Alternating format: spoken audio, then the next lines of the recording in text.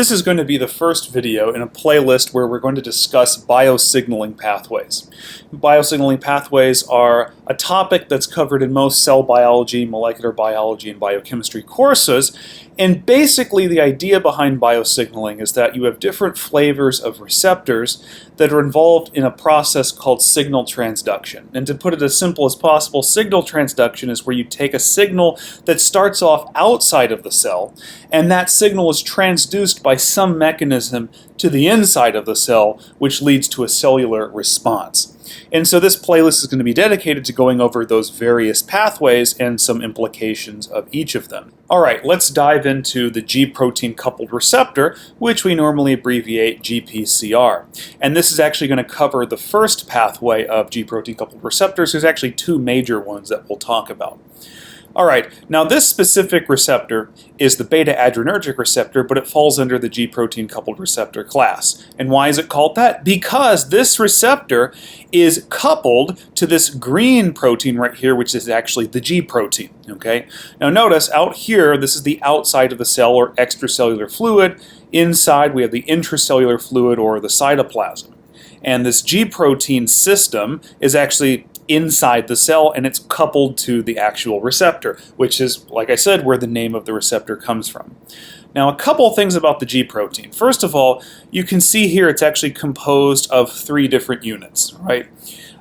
Forget the S for a second. We'll talk about that in another video. But we have G-alpha, we have G-beta, and we have G-gamma. So actually, this G-protein is actually what we call a heterotrimer. It's three proteins that are all different subunits, okay? And in general, at rest, when there's no outside signal, this G-protein is going to remain happily coupled to the receptor. But the action starts when you have the external signal, which in this case is epinephrine. Epinephrine, perhaps you know from an anatomy course, epinephrine binds to the beta-adrenergic receptor, which is the example of the GPCR here. And when you have that signal, epinephrine binding to the receptor, this is a really important thing. That receptor undergoes a pretty large change in conformation, or conformational change. So the conformational change when epinephrine binds is going to start on the outside, and it's going to kind of transduce to the inside. So that conformational change is going to translate to the cytoplasmic domain of the receptor. And over here where my mouse is, this area, this cytoplasmic part of the receptor, when it changes conformation, this G-protein's interaction with it kind of weakens. Okay? Now, one thing about G-proteins, and I'll mention this on the next slide, the active part of the G-protein that's very important is really the alpha subunit. And it only becomes active when it has bound GTP. Okay? So if it has bound GDP, the G-protein is going to be inactive. But if two things happen, if this alpha subunit of the G-protein, G-alpha, picks up GTP and epinephrine binds, causing all that change in conformation, this alpha subunit can actually dissociate from the beta and gamma regulatory subunits.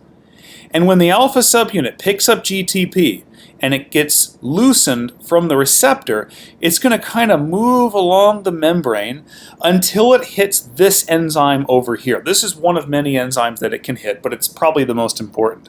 And this is the enzyme adenylyl cyclase, and sometimes it may be referred to as adenylate cyclase. All right?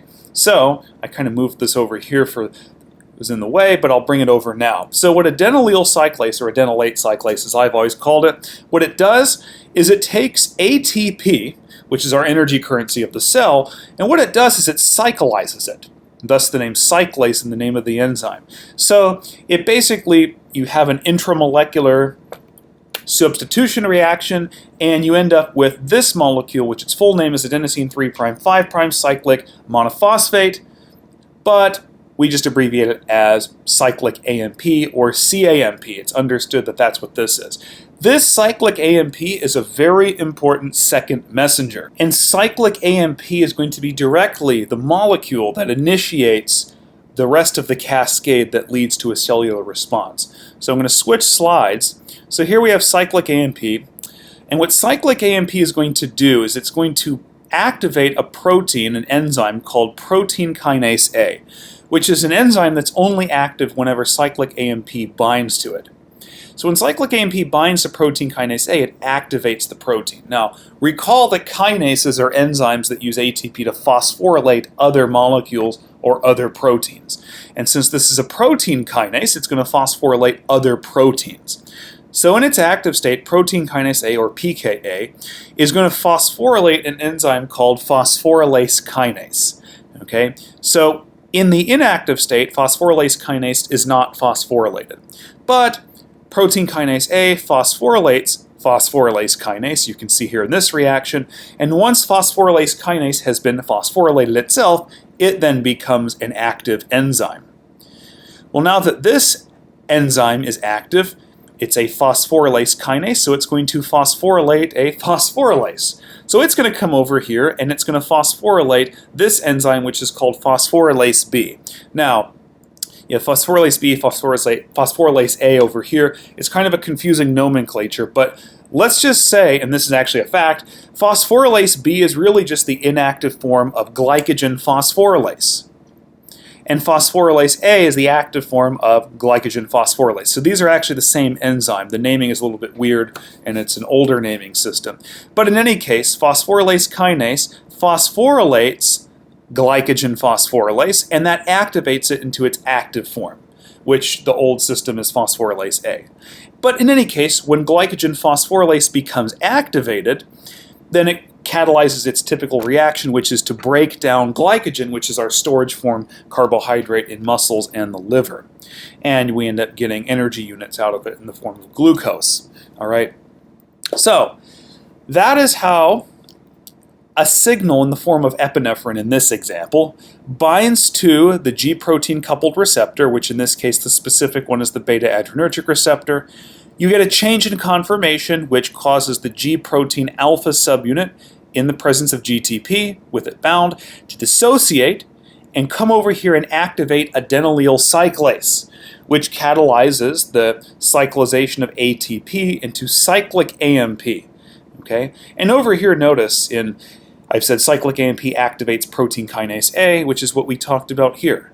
Cyclic AMP activates protein kinase A, which activates phosphorylase kinase, which then activates glycogen phosphorylase, which has this really, honestly, kind of dumb naming system. But that's how you take your external signal and transduce it into a cellular response. All right. Now, G-protein coupled receptors, there's a lot to go with this, so I'm going to talk about a couple other things in this video. So here I have my G-protein coupled receptor. It looks like it's a little bit different color than it was in the previous slide, but I think you get the idea. So I mentioned a few things about the G-protein. First of all, I said it was a heterotrimer. It has alpha, beta, and gamma subunits.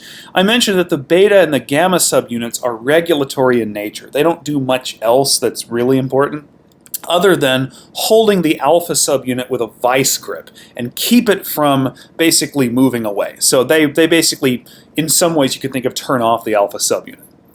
But the alpha subunit is the part that will eventually dissociate and activate adenylyl cyclase, but it can only do so when it has bound GTP. Okay? When it has bound GDP, this G-alpha subunit is inactive. Okay? So, like we said, whenever an external signal binds to its corresponding G-protein coupled receptor, remember we said that that causes a change in conformation in the receptor, which weakens the interaction with the G-protein. And specifically, two things really have to happen.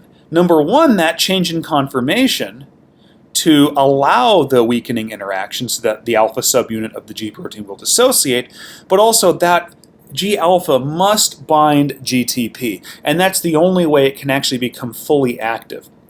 Okay? If this alpha subunit does not have bound GTP, it will never be able to activate adenylyl cyclase. Okay? But assuming both those cases are satisfied, and it has bound GTP, the alpha subunit dissociates, kind of moves along the membrane, as we saw in the previous slide, and it activates adenylyl cyclase. And remember, that is actually what catalyzes the conversion of ATP into cyclic AMP. Okay? But like any good system, if we've got a way to turn on the protein, we should also have to have a way to turn it off. Okay, so here's the thing about G proteins, and this is actually where the name comes from. All G proteins require a GTP to function. So basically, when they have bound GTP, they're more or less turned on. But if somehow they get a GDP, they turn off. So the way that you could turn off any G protein, and this includes G-alpha, is if somehow the GTP were to hydrolyze into GDP. This is actually an analogous reaction to an ATPase. ATPases turn ATP into ADP through a hydrolysis reaction. Therefore, all G proteins, particularly this alpha subunit, are GTPases, meaning they have an intrinsic GTPase activity which will convert GTP into GDP. And you see here the loss of inorganic phosphate in the reaction. So, like I said, G-alpha has an intrinsic GTPase activity. It's pretty slow, which allows some time for activation of adenylate cyclase, but after a short amount of time, the GTP will intrinsically be hydrolyzed by the GTPase of the G-alpha subunit, and you see here the loss of phosphate, and now that G-alpha has bound GDP. It has now been turned off, okay? And now that this protein has been turned off, it will essentially return back to the beta and gamma G protein subunits where it will reassociate with the G protein coupled receptor, okay? And then this cycle repeats itself over and over again. In some cases, there are other proteins I'll mention that can actually bind to the alpha subunit with bound GTP, and they can actually accelerate the hydrolysis of GTP to GDP, thus accelerating the inactivation of the G protein. Those are not shown here. But I will say that this G protein does have intrinsic GTPase activity, and by itself it can actually inactivate itself through GTP hydrolysis. Okay, so that is the process of G protein cycling. And we see overall that while the G protein is active, particularly G-alpha with GTP, it's activating adenylyl cyclase and producing cyclic AMP, which, as we mentioned, was the direct molecule that is initiating the rest of the cascade. Okay? But the whole point of this is that we always have to have a way to turn that protein off. All right? Now we've produced cyclic AMP. But now cyclic AMP has to have a way to tell protein kinase A to turn on and become activated. And here's how it does it.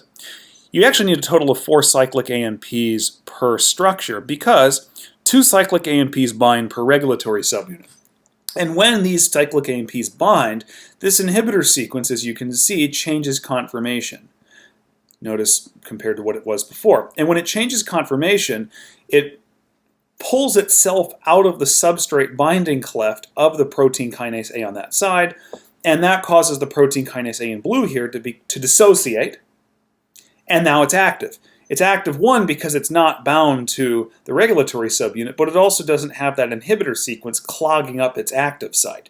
Notice here, it doesn't have anything in there, but if you actually look really carefully, that substrate binding cleft, or basically the active site of it, has the inhibitor sequence kind of plugged in there, which also prevents it from acting on anything. Okay? And now that you've got these free protein kinase A molecules in blue, that are activated, they can then go and phosphorylate further target proteins. And we actually looked at that in a separate video, where we talked about here we've got active protein kinase A, and that activates phosphorylase kinase, which then activates glycogen phosphorylase, which has this weird naming system which you shouldn't worry about. This is glycogen phosphorylase, and when it becomes activated itself, it can then catalyze its own reaction of glycogen degradation into glucose units. Okay? But this adds another layer of complexity, but also regulation to the G protein coupled receptor. And so what does that mean? We've got regulation in the G protein itself, we've got regulation in protein kinase A, and there's also other bits of regulation here and there, but these are the most important 2 that are generally discussed. All right? So please make sure to like this video and subscribe to the channel for future videos and notifications. Hopefully through this video and the series of videos, you've gotten a good understanding of how G protein coupled receptors work. All right. In the next video, we're actually going to discuss a second pathway that's actually distinct from this one that we first talked about, that actually leads to completely different cellular responses. And we'll cover that in the next video. Please make sure to like this video and subscribe to the channel for future videos and notifications. Thank you very much.